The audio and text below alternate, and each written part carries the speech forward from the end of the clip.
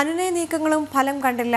ആശാ വർക്കർമാരുടെ മഹാസംഗമം ഇന്ന് തിരുവനന്തപുരത്ത് നടക്കും. വിവിധ ജില്ലകളിൽ നിന്നുള്ള ആയിരങ്ങൾ സെക്രട്ടേറിയറ്റിന് മുന്നിൽ പ്രതിഷേധിക്കും.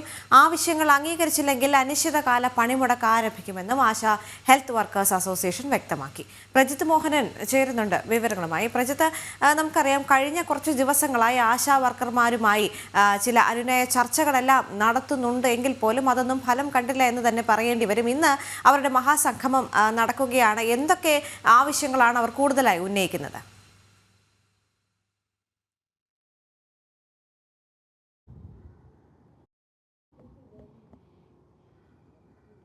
കഴിഞ്ഞ കുറച്ച് ദിവസങ്ങളായി തുടരുന്ന സമരത്തിന് ഒരു പുതിയ ഭാവം നൽകുകയാണ് ഇന്ന് ആശാ വർക്കർമാർ. കാരണം ഇന്ന് മഹാസംഗമം തിരുവനന്തപുരത്ത് സെക്രട്ടേറിയറ്റ് മുന്നിൽ നടക്കും. വിവിധ ജില്ലകളിൽ നിന്നുള്ള ആശാ വർക്കേഴ്സ് അവർ പൂർണ്ണമായും ജോലി ഉപേക്ഷിച്ച് അത്തരത്തിലുള്ള അവരുടെ സ്ഥിരം പ്രവർത്തനങ്ങളുടെ ഭാഗമാകാതെ ഇന്ന് തലസ്ഥാനത്തേക്ക് എത്താനുള്ള നിർദ്ദേശമൊക്കെ നൽകി കഴിഞ്ഞിട്ടുണ്ട്.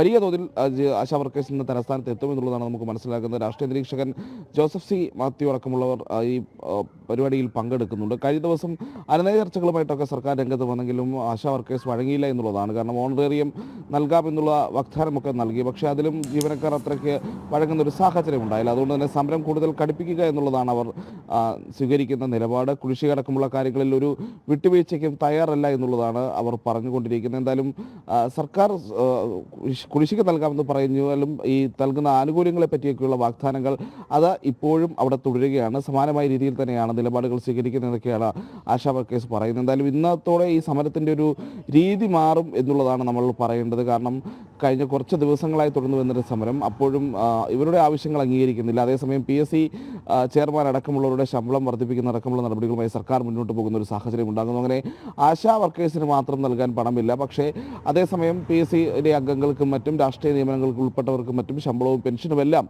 കൂട്ടി നൽകുന്ന കാര്യങ്ങളുമായി മുന്നോട്ട് പോകുന്നതിന് സർക്കാരിന് പ്രശ്നമില്ല എന്നുള്ളതാണ് ആശാ വർക്കേഴ്സിനൊക്കെ അവസാനമായി ചൊടിപ്പിച്ച ഒരു സംഭവം.